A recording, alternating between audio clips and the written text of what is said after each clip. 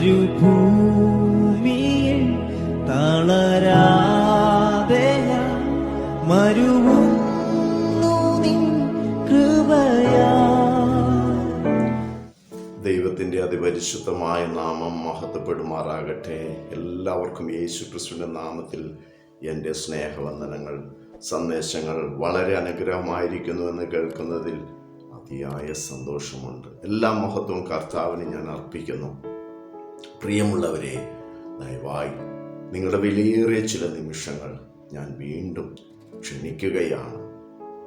വളരെ ശ്രദ്ധയോടുകൂടെ ഇരുന്നാൽ മാത്രമേ ദൈവവചനത്തിൻ്റെ ആഴങ്ങൾ നമുക്ക് ഗ്രഹിപ്പാൻ കഴിയുകയുള്ളൂ. ഇന്ന് പകൽക്കാലം കർത്താവ് നമ്മെ അതിനായി സഹായിക്കട്ടെ.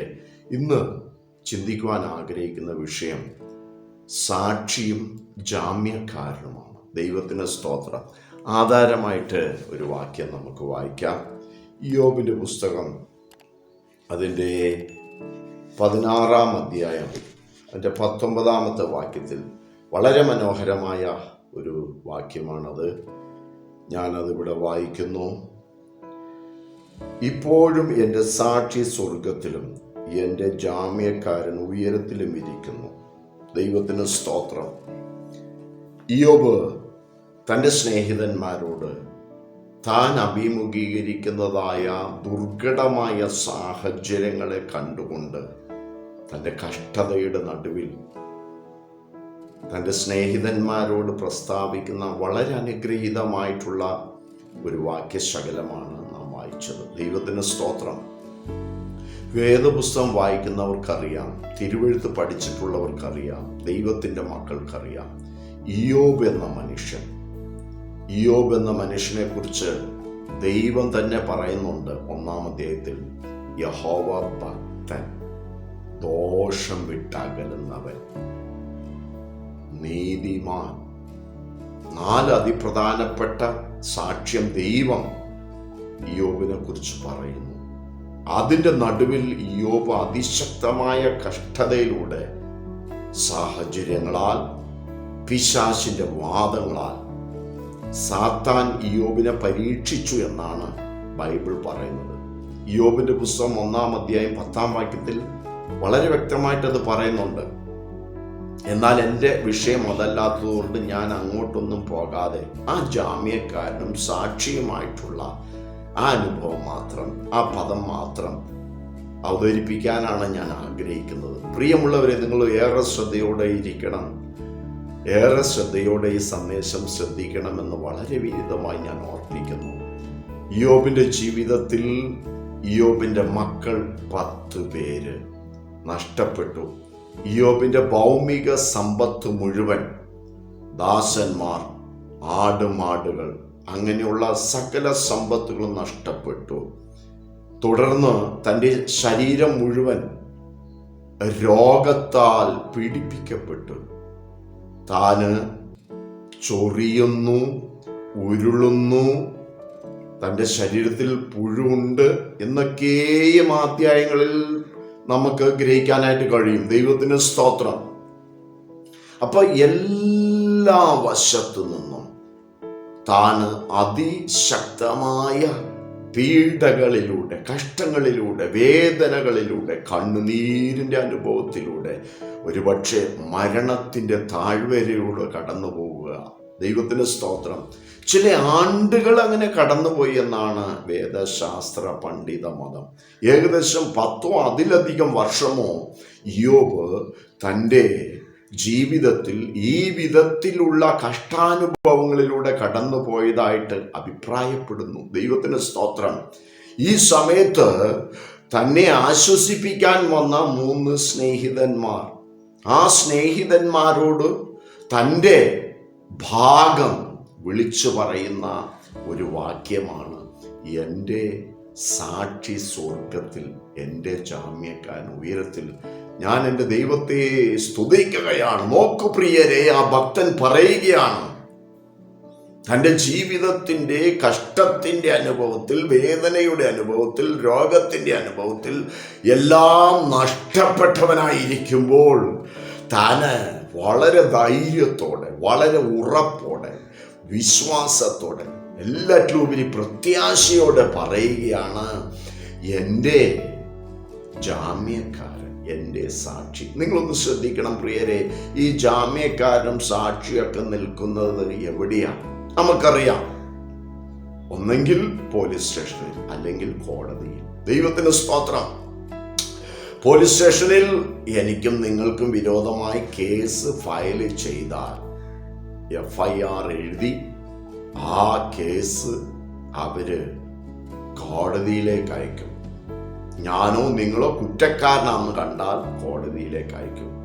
പിന്നെ കോടതി മുറിയിലാണ് ഈ പ്രതി വിസ്താരം കഴിക്കുന്നത്. നിങ്ങൾ ശ്രദ്ധിക്കണം കേട്ടോ. ഈ പ്രതിക്ക് എതിരെ വിസ്താരം കഴിക്കാൻ വക്കീലുണ്ടാകാം. ഇനി ഈ പ്രതിക്കെതിരെയുള്ള വിസ്താരം ആ കഴിക്കുന്ന വേളയിൽ അതിന് തീർപ്പ് കൽപ്പിക്കാൻ, അതിന് വിധി കൽപ്പിക്കാൻ, അതിന് ന്യായമായ വിധി കൽപ്പിക്കാൻ ജഡ്ജി ഉണ്ടാകാം. നോക്കൂ, ഇതൊരു കോടതി മുറിയാണ്.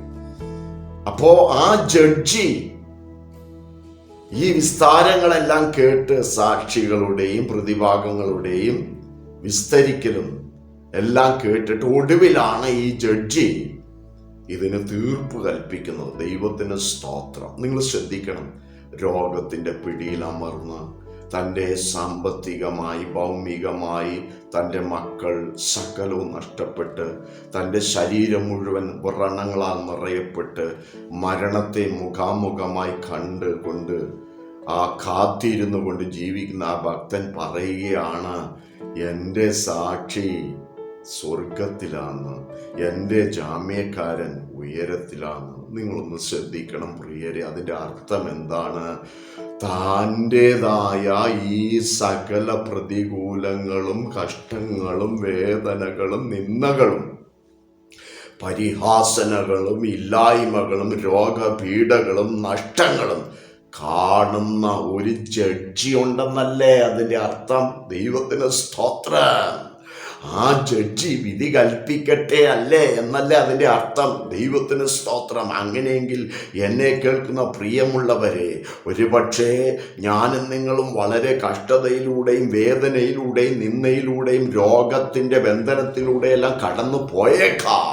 അതിൻ്റെ നടുവിൽ യോബ് പറഞ്ഞതുപോലെ എൻ്റെ സാക്ഷി ഉയരത്തിലും എൻ്റെ ജാമ്യക്കാരൻ സ്വർഗത്തിലുമെന്നും പറയുവാനുള്ളതായ ഒരു ആർജവം, ഒരു ധൈര്യം, ഒരു ഉറപ്പ്, ഒരു വിശ്വാസം ഈ കാലഘട്ടത്തിൽ ഓരോ ദൈവ പൈതലിനും ഓരോ ദൈവദാസനും ഉണ്ടാകേണ്ടത് വളരെ അത്യാവശ്യമാണ്. ഞാൻ എൻ്റെ ദൈവത്തെ സ്തുതിക്കുകയാണ്. എന്താ ഞാനത് പറഞ്ഞതിൻ്റെ കാരണമെന്നറിയാമോ? ഈ കാലഘട്ടത്തിൽ മുഴുവൻ ഗോസ്പലും സുവിശേഷീകരണത്തിൻ്റെ ആകെ തുക പ്രോസ്പെരിറ്റി മാത്രം എന്ന് പറഞ്ഞ് പ്രസ്താവിക്കുന്നവരുടെ എണ്ണം വർദ്ധിച്ചുകൊണ്ടിരിക്കുക. ദൈവത്തിന് സ്തോത്രം. ഗോസ്പലിൽ പ്രോസ്പെരിറ്റി ഉണ്ട്, സുവിശേഷത്തിൽ പ്രോസ്പെരിറ്റി ഉണ്ട്. യേശു നിശ്ചയമായും തന്നെ ആരാധിക്കുകയും സേവിക്കുകയും ചെയ്യുന്നവനെ അനുഗ്രഹിക്കും, മാനിക്കും. അത് അവൻ്റെ വിശ്വസ്തതയാണ്. പഴയ നിയമത്തിൽ അതേ ഭക്തനായ ദാവീദ് പറയുന്നുണ്ട്, നന്മയും കരുണയും എൻ്റെ ആയുഷ്കാലമൊക്കെയും എന്നെ പിന്തുടരും. ഞാനോ യഹോവയുടെ ആലയത്തിൽ ദീർഘകാലം വസിക്കും. ഞാൻ എൻ്റെ ദൈവത്തെ സ്തുതിക്കുകയാണ്. പുതിയ നിയമത്തിൽ യേശു പഠിപ്പിക്കുന്നുണ്ട്, മുന്നമേ അവൻ്റെ നീതിയും രാജ്യവും നിങ്ങൾ അന്വേഷിക്കുക, അപ്പോൾ ഇതൊക്കെയും നിങ്ങൾക്കായി വന്നുകൊണ്ടേയിരിക്കും. നിങ്ങൾ ശ്രദ്ധിക്കണം പ്രിയരെ, പ്രോസ്പെരിറ്റി അതിനകത്തുള്ളതാണ്. പക്ഷെ അത് വലിയൊരു പ്രസ്താവനയായി കാണേണ്ടതില്ല. രോഗസൗഖ്യമുണ്ട്, ഭൂതശാന്തിയുണ്ട്, അത്ഭുതങ്ങൾ നടക്കും, അടയാളങ്ങൾ നടക്കും, മരിച്ചവർ ഉയർക്കും. ഇതെല്ലാം ബിബ്ലിക്കലാണ്. അത് ദൈവവചനത്തിലുണ്ട്, അത് ബിബ്ലിക്കലാണ്. ഇത് വിശ്വസിക്കുന്നവർക്ക് വേണ്ടി ദൈവം അങ്ങനെ തന്നെ ചെയ്യും. എന്നാൽ ഇന്ന് പകൽക്കാലം നിങ്ങൾ കേൾക്കണം, ശ്രദ്ധിക്കണം. ദൈവഹിതത്തിൽ കഷ്ടതയുണ്ട്, ദൈവഹിതത്തിൽ പ്രയാസമുണ്ട്, ദൈവഹിതത്തിൽ ദുഃഖമുണ്ട്, ദൈവഹിതത്തിൽ വേദനയുണ്ട്. ദൈവം അനുവദിച്ച് അങ്ങനെയുള്ള കാര്യങ്ങൾ നമ്മുടെ ജീവിതത്തിൽ ഉണ്ടാകാം. അവിടെ അടിപതറാതെ യോബ് പറഞ്ഞതുപോലെ പറയണം, എൻ്റെ സാക്ഷി ഉയരത്തിൽ, എൻ്റെ ജാമ്യക്കാരൻ സ്വർഗത്തിൽ. അതെന്താ അതിൻ്റെ അർത്ഥം? തക്ക സമയം വരുമ്പോൾ, ദൈവത്തിൻ്റെ സമയം വരുമ്പോൾ എൻ്റെയും നിങ്ങളുടെയും കണ്ണുനീരിന്, എൻ്റെയും നിങ്ങളുടെയും ദുഃഖത്തിന്, എൻ്റെയും നിങ്ങളുടെയും പ്രയാസത്തിന് അവിടുന്ന് വിടുതൽ കൽപ്പിക്കുവാൻ, അവിടുന്ന് അറുതി വരുത്തുവാൻ വിശ്വസ്തനാണ്. ഞാൻ എൻ്റെ കർത്താവിനെ സ്തുതിക്കുകയാണ്. നോക്കു പ്രിയരെ, കോടതിയിലെ ജഡ്ജി തീർപ്പ് കൽപ്പിക്കും. നിശ്ചയമായും അവൻ നീതിമാനാണ്. മറ്റൊരു ഭാഗം നിങ്ങൾ ശ്രദ്ധിക്കണം. പുതിയ നിയമത്തിൽ കർത്താവായ യേശു ക്രിസ്തുവിനോടുള്ള ബന്ധത്തിൽ വളരെ വ്യക്തമായിട്ടൊരു പദമുണ്ട്. മത്തായിയുടെ സുവിശേഷം അതിൻ്റെ 27-ാം അധ്യായത്തിൽ 19-ാം വാക്യത്തിൽ ഇങ്ങനെയാണ് അവിടെ എഴുതിയിരിക്കുന്നത്: അവൻ ന്യായാസനത്തിൽ ഇരിക്കുമ്പോൾ അവൻ്റെ ഭാര്യ ആളയച്ച് ആ നീതിമാന്റെ കാര്യത്തിൽ ഇടപെടരുത്, അവൻ നിമിത്തം ഞാൻ ഇന്ന് സ്വപ്നത്തിൽ ഏറെ കഷ്ടം സഹിച്ചു. ഇത് പറയുന്നതേ പീലാത്തോസിന്റെ ഭാര്യ. ഇത് എവിടെയാ? പീലാത്തോസ് എന്ന ജഡ്ജിയുടെ മുമ്പിൽ ഇതാ വിസ്തരിക്കാനായിട്ട് 2 പേര് നിൽക്കുകയാണ്. ഒരുത്തന്റെ പേര് ബറാബാസ്, മറ്റൊരുത്തനാരാ? നാം വിശ്വസിക്കുന്ന, നാം സേവിക്കുന്ന, നമ്മെ രക്ഷിച്ച കർത്താവായ യേശു ക്രിസ്തു. ഹല്ലേലൂയ! ഏത് കോടതിയിലാ? പീലാത്തോസിന്റെ കോടതിയിൽ. യേശുവിന് വേണ്ടി ആരാ ജാമ്യം പറയാനുള്ളത്? യേശുവിന് വേണ്ടി ആരാ സാക്ഷി പറയാനുള്ളത്? ആരുമില്ല. ദേശത്തുള്ള ഇസ്രായേലിലുള്ള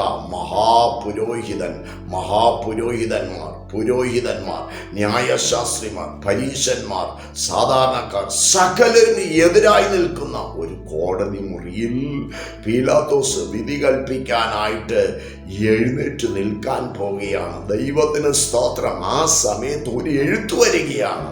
ആ എഴുത്ത് പീലാത്തോസിന്റെ ഭാര്യ കൊടുത്തുവിട്ട എഴുത്താണ്. എന്താണ് ആ എഴുത്തിലെ ഉദ്ധരണികൾ? അതാണ് നാം വായിച്ചു കേട്ടത്. എന്താണ് പീലാത്തോസിന്റെ ഭാര്യ പറയുന്നത്? കഴിഞ്ഞ രാത്രിയിൽ ഞാൻ ഉറങ്ങിയിട്ടില്ല, സ്വപ്നത്തിൽ അസ്വസ്ഥതയുള്ളവളായി തീർന്നു. കാരണം ഈ നീതിമാൻ നിമിത്തം. ഏത് നീതിമാൻ നിമിത്തം? യേശു ക്രിസ്തു നിമിത്തം പീലാത്തോസിന്റെ ഭാര്യ ഉറങ്ങിയിട്ടില്ല. നിങ്ങൾ ശ്രദ്ധിക്കണം പ്രിയരെ. യേശുവിന് വേണ്ടി ആർക്ക് സാക്ഷി പറയാൻ കഴിയും? യേശുവിന് വേണ്ടി ആർക്ക് ജാമ്യം എടുക്കാൻ കഴിയും? ഞാൻ ഇന്ന് പകൽക്കാലം പറയട്ടെ, നിങ്ങൾ ശ്രദ്ധിക്കണം. യേശുവിന് വേണ്ടി സാക്ഷി പറയാനും യേശുവിന് വേണ്ടി ജാമ്യം എടുക്കാനും ഒരാൾക്കേ കഴിയത്തുള്ളൂ. അത് സ്വർഗത്തിലെ ദൈവത്തിനാണ്. ഹല്ലേലൂയ! തൻ്റെ പിതാവിനാണ്. എൻ്റെയും നിങ്ങളുടെയും പിതാവിനാണ്, നമ്മുടെ പിതാവിനാണ്. ഹല്ലേലൂയ! നിങ്ങൾ ശ്രദ്ധിക്കണം. പിതാവിന് മാത്രമേ യേശുവിനെ കുറിച്ചുള്ള പദ്ധതികൾക്ക് മാറ്റം വരുത്താൻ കഴിയുള്ളൂ. അഥവാ കോടതി മുറിയിൽ വെച്ച് വിസ്താരം കഴിക്കുന്ന വേളയിൽ ഇടപെടാനും ജാമ്യം കൊടുക്കുവാനും വെറുതെ വിടുവാനും കഴിയുന്ന ഒരുവനേ ഉള്ളൂ. അത് പിതാവായ ദൈവത്തിലാണ്. ആ ദൈവത്തിന്റെ കരുണ. ഹല്ലേലൂയ! ഞാൻ എൻ്റെ ദൈവത്തെ സ്തുതിക്കുകയാണ്. നിങ്ങൾ ശ്രദ്ധിക്കണം പ്രിയരെ. ആ കോടതി മുറിയിലേക്ക് മഹാപുരോഹിതൻ എതിരാളിയാണ്, പുരോഹിതന്മാർ എതിരാളിയാണ്, ഇസ്രായേൽ ജനം എതിരാളിയാണ്, യഹൂദ ജനം എതിരാളിയാണ്, പരീശന്മാർ എതിരാളികളാണ്, സകലരും എതിരാളികളാണ്. വാക്യം പറയുന്നത് അങ്ങനെയാ. ദൈവം അനുകൂലമെങ്കിൽ പ്രതികൂലമാരെന്ന് പറഞ്ഞാൽ സകലരും പ്രതികൂലമാണ്. ആ സമയത്ത് ഒരു എഴുത്ത്, എൻ്റെ ദൈവത്തിൻ്റെ എഴുത്ത് എന്ന് ഞാൻ പറയും. എൻ്റെ ദൈവം ആരിലൂടെ എഴുത്തയച്ചു? ഏറ്റവും വലിയ, അതായത് പീലാത്തോസിനെ സ്വാധീനിക്കാൻ ഏറ്റവും കഴിവുള്ളത്, ഏറ്റവും പ്രാപ്തിയുള്ളത് പീലാത്തോസിന്റെ ഭാര്യയ്ക്ക് മാത്രമേ കഴിയുള്ളൂ. നിങ്ങൾ ശ്രദ്ധിക്കണം. ആ വഴിയിലൂടെ എൻ്റെ ദൈവം യേശുവിന് വേണ്ടി സാക്ഷി പറയുവാൻ, യേശുവിന് വേണ്ടി ജാമ്യക്കാരനാകുവാൻ ഒരു എഴുത്തിലൂടെ ഇടപെടുന്നത് കണ്ടോ? ഞാൻ എൻ്റെ ദൈവത്തെ സ്തുതിക്കുകയാണ്. അങ്ങനെയെങ്കിൽ പ്രിയമുള്ളവരെ, ഒരു കാര്യം ഞാൻ പറയട്ടെ. എൻ്റെയും നിങ്ങളുടെയും കഷ്ടവേളയിൽ, ശോധനാനുഭവങ്ങളിൽ, കണ്ണുനീരിൻ്റെ അനുഭവങ്ങളിൽ കാണുന്ന ഒരു ദൈവമുണ്ട്, അറിയുന്ന ഒരു ദൈവമുണ്ട്, നോക്കുന്ന ഒരു ദൈവമുണ്ട്. ആ ദൈവം അത്ഭുതങ്ങളെ പ്രവർത്തിക്കും. ആ ദൈവം എനിക്കും നിങ്ങൾക്കും വേണ്ടി സാക്ഷിയായി, ജാമ്യക്കാരനായി ഉയർന്നു വരും. ഞാൻ എൻ്റെ ദൈവത്തെ സ്തുതിക്കുകയാണ്. ഈ ലോകത്തിൽ 700-ലധികം കോടി ജനങ്ങളുണ്ടെങ്കിൽ ആ 700 കോടി ജനത്തിനു വേണ്ടിയും ഇറങ്ങി വരുന്ന സ്നേഹനിധിയായ കരുണയുള്ള ഒരു പിതാവാണ് നമ്മുടെ ദൈവം. ഹല്ലേലൂയ.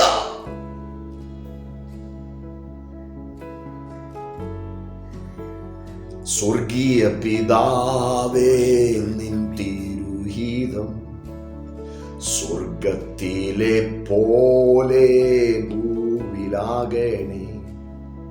സ്വർഗീയ പിതാവേ, നിൻ തിരുഹിതം സ്വർഗത്തിലെ പോലെ ഭൂവിലാകണേ. നിൻഹിതം ചെയ്തോ നാം നിൻ സുതനെ പോലെ. നിൻഹിതം ചെയ്തോ നാം നിൻ സുതനെ പോലെ. ഇന്നു ഞാൻ വരുന്നേ, നിൻഹിതം ചെയ്യും. പ്രിയരെ, എന്ത് മനോഹരമായ വരികളാണ്! എന്താണ് അത് നമ്മെ പഠിപ്പിക്കുന്നത്? ഇത് ദൈവത്തിൻ്റെ പദ്ധതിയാണ്. ഇത് പിതാവിൻ്റെ ഹിതമാണ്. ഏത് ചില കഷ്ടാനുഭവങ്ങൾ, ചില വേദനാനുഭവങ്ങൾ, ചില കണ്ണുനീരനുഭവങ്ങളിലൂടെ ഞാനും നിങ്ങൾ കടന്നു പോകുന്നത്. ആമേൻ. എന്തിനു വേണ്ടിയിട്ടാണ്? അതുകൂടെ പറഞ്ഞ് ഞാൻ ഈ സന്ദേശം നടത്താണ്.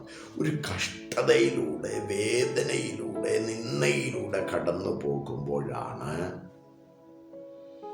ഞാനും നിങ്ങളും എവിടെ ജീവിക്കുന്നു, ആരുടെ മുമ്പാകെ ജീവിക്കുന്നു, ആരറിയുന്നു എന്നറിയുകയുള്ളൂ.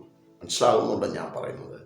നമ്മുടെ കഷ്ടാനുഭവങ്ങളിൽ ഒരു വ്യക്തിയും നമ്മെ സഹായിപ്പാനുണ്ടാകത്തില്ല. അവിടെ സഹായകനായി ഒരുവനേ ഉള്ളൂ. ഞാൻ നിന്നെ ഒരു നാളും കൈവിടുകയുമില്ല, ഉപേക്ഷിക്കുകയുമില്ലെന്ന് അരുളി ചെയ്ത യേശു അപ്പ. അപ്പൊ ആരുടെ മുമ്പാകെ നാം ജീവിക്കുന്നത്? ആ യേശു അപ്പാവിൻ്റെ, ആ നല്ല പിതാവിൻ്റെ, ആ നല്ല സ്നേഹിതന്റെ, ആ നല്ല ജാമ്യക്കാരന്റെ, ആ നല്ല സാക്ഷിയുടെ മുമ്പാകെ നാം ജീവിക്കുകയാണ് എന്ന് ഒരു ബോധ്യം യോബിനുണ്ടായി, യേശുവിനുണ്ടായി. ആ ഒരു ബോധ്യം എനിക്കും നിങ്ങൾക്കും ഉണ്ടാകട്ടെ. അതിനു വേണ്ടിയിട്ടാണ് ഈ അനുഭവങ്ങൾ. എന്നെ കേൾക്കുന്ന പ്രിയ ദൈവത്തിന്റെ പൈതലെ, ദൈവദാസ, കഷ്ടതയിലൂടെയാണോ പോകുന്നത്? വേദനയിലൂടെയാണോ കടന്നു പോകുന്നത്? ആരും സഹായിപ്പാനില്ലേ? സാമ്പത്തികമായി വളരെ ക്ലേശം അനുഭവിക്കുന്നു? രോഗക്കിടക്കയിലാണോ? ഭയപ്പെടേണ്ട. നിന്നെ കാണുന്ന, അറിയുന്ന, സഹായിക്കുന്ന, വിടുവിക്കുന്ന, സൗഖ്യമാക്കുന്ന ഒരു ദൈവമുണ്ട്. അവന്റെ പേരാണ് യേശു. അവൻ ഇത് കാണുന്നു, അവൻ ഇത് അറിയുന്നു. അവനോട് ഹൃദയംഗമായി നീ പറഞ്ഞാൽ അവൻ നിന്റെ സമീപത്തുണ്ട്. നിന്നെ സൗഖ്യമാക്കുവാൻ, വിടുവിക്കുവാൻ നിന്റെ സമീപത്തുണ്ട്. കർത്താവ് അതിനായി നമ്മെ ഉത്സാഹിപ്പിക്കട്ടെ. അവിടെ ഭാരപ്പെടേണ്ട, അവിടെ പിറുപിറുക്കേണ്ട, അവിടെ പരിഭവപ്പെടേണ്ട. കാണുന്ന ദൈവം, അറിയുന്ന ദൈവം, ജാമ്യക്കാരനായി വരുന്ന ദൈവം, സാക്ഷിയായി നിൽക്കുന്ന ദൈവം നമ്മുടെ സമീപത്തുണ്ട്. നമുക്ക് ഏൽപ്പിക്കാം, നമുക്ക് പ്രാർത്ഥിക്കാം. സ്നേഹപിതാവേ, നല്ല നിമിഷങ്ങൾക്കായി സ്തോത്രം. അവിടുന്നാണ് ഞങ്ങളുടെ സാക്ഷി, അവിടുന്നാണ് ഞങ്ങളുടെ ജാമ്യക്കാരൻ. യോബ് പറഞ്ഞതുപോലെ യോബിന്റെ ജീവിതത്തിൽ അവിടുന്ന് അനുഭവിച്ചു. യേശു ക്രിസ്തുവിന്റെ ജീവിതത്തിലും അവിടുന്ന് സാക്ഷി